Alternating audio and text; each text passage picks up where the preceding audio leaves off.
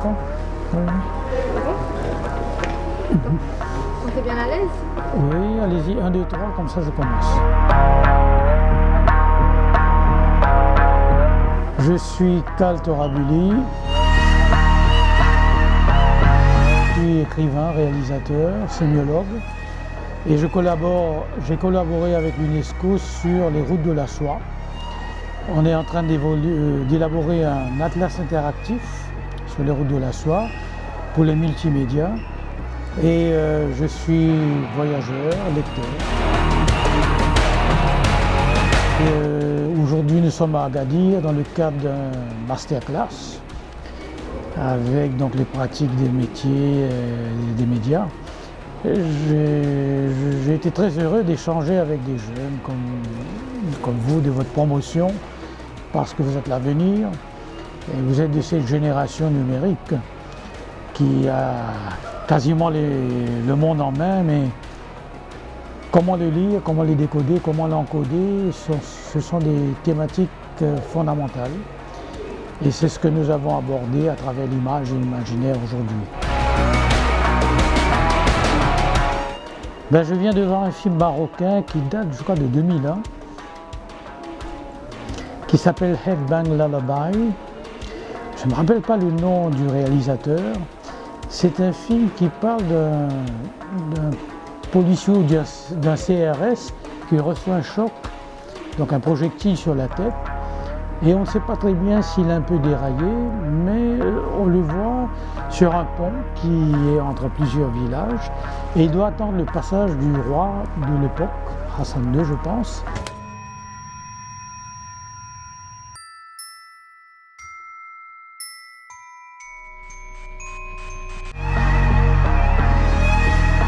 Alors, le dernier livre que je lis actuellement, que je n'ai pas terminé, c'est...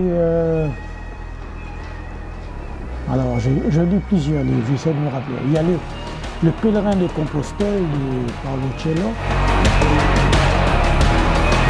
Beaucoup d'intelligence et beaucoup de finesse. Ma réaction à un objet d'art est quelque chose qui me laisse souvent sans voix parce que ça me fait quitter une dimension de la réalité quotidienne pour me connecter avec une mémoire beaucoup plus longue, une histoire beaucoup plus longue. Bien entendu, tout objet d'art doit évoquer une émotion, provoquer une émotion, susciter peut-être une image ou mettre en branle votre imaginaire. Mais avant tout, je pense que tout objet d'art, l'esthétique, la beauté, parle d'abord au cœur. Et après à l'esprit, mais il y a une intelligence du cœur. Je pense que si le cœur reconnaît la beauté, il se sent élevé par un objet d'art, c'est que son intelligence est là. Et le beau, c'est quelque chose qui me fascine, qui me porte, qui me donne de l'énergie. Et la beauté existe dans tous les peuples, chez tous les peuples du monde, à travers ses poètes, ses peintres, ses sculpteurs, ses chanteurs, ses musiciens, ses femmes. Les fleurs, le jardin, la nature, l'architecture. Et c'est à travers ces aspects d'objets fabriqués au nom d'une esthétique où je découvre que je suis intérieur. Je suis dans l'universel du beau.